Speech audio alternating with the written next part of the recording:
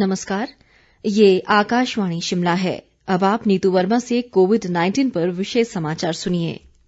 प्रधानमंत्री नरेंद्र मोदी ने प्रवासी मजदूरों और ग्रामीणों को आजीविका के अवसर उपलब्ध करवाने के लिए आज देश के 6 राज्यों में एक साथ गरीब कल्याण रोजगार अभियान की शुरूआत की। इनमें बिहार, उत्तर प्रदेश, मध्य प्रदेश, राजस्थान, झारखंड और ओडिशा जैसे राज्य शामिल हैं।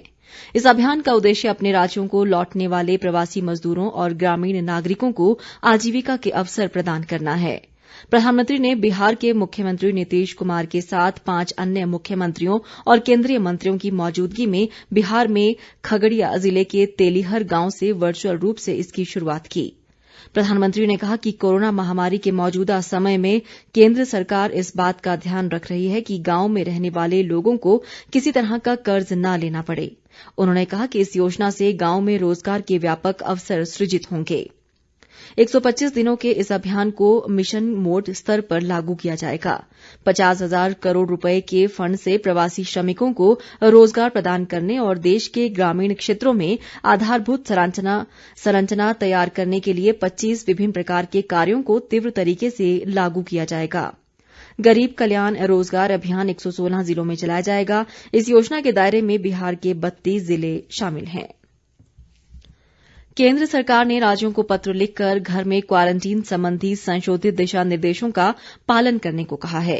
संशोधित दिशा निर्देशों में यह व्यवस्था की गई है कि होम क्वारंटीन में रहने का विकल्प चुनने वालों को यह वचन पत्र देना होगा कि वे सभी मानदंडों का पालन कर रहे हैं। मंत्रालय के अनुसार होम क्वारंटीन वाले सभी मामलों पर डॉक्टर लगातार नजर रखते हैं और स्वस्थ होने के बाद भी उन्हें दिशा निर्देशों का पालन करना होता है। मंत्रालय ने कहा है कि कुछ राज्यों में घर में ही क्वारंटीन में रहने की अनुमति एक सामान्य प्रक्रिया के रूप में दी जा रही है और संशोधित दिशा निर्देशों का पालन नहीं किया जा रहा है।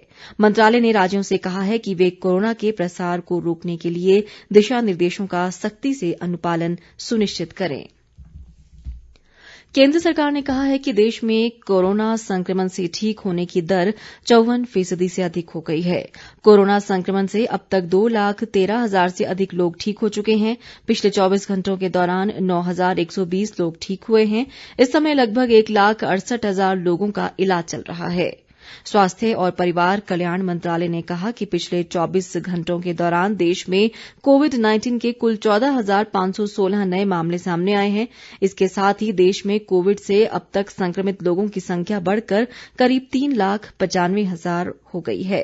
पिछले 24 घंटों में 375 कोरोना रोगियों की मौत के साथ देश में मृतकों का आंकड़ा बढ़कर 12,948 हो गया है। कोरोना से होने वाली मृत्यु दर 3.27% हो गई है। भारतीय चिकित्सा अनुसंधान परिषद के अनुसार पिछले 24 घंटों में करीब 1,89,000 नमूनों की जांच की गई, जो एक दिन में सबसे अधिक परीक्षण का रिकॉर्ड है। अब तक कुल 66,16,000 नमूनों की जांच की जा चुकी है। प्रदेश में कोरोना संक्रमित मरीजों की संख्या बढ़कर 628 हो गई है। पिछले 24 घंटों के दौरान प्रदेश में 32 नए कोरोना मामले सामने आए हैं। इनमें हमीरपुर जिले से 14, कांगड़ा व सोलन जिले से 8 और बिलासपुर जिले से 2 पॉजिटिव शामिल हैं। इनमें अधिकांश संक्रमित व्यक्ति दूसरे राज्यों से हिमाचल वापस आए हैं। स्वास्थ्य विभाग द्वारा जारी बुलेटिन के अनुसार प्रदेश में मौजूदा समय में 224 कोरोना पॉजिटिव विभिन्न अस्पतालों में उपचाराधीन हैं और 385 लोग उपचार के बाद स्वस्थ हुए हैं। हमीरपुर जिला में सबसे ज्यादा 109 संक्रमित मरीज ठीक हुए हैं। वहीं कांगड़ा में स्वस्थ हुए मरीजों की संख्या 100 है।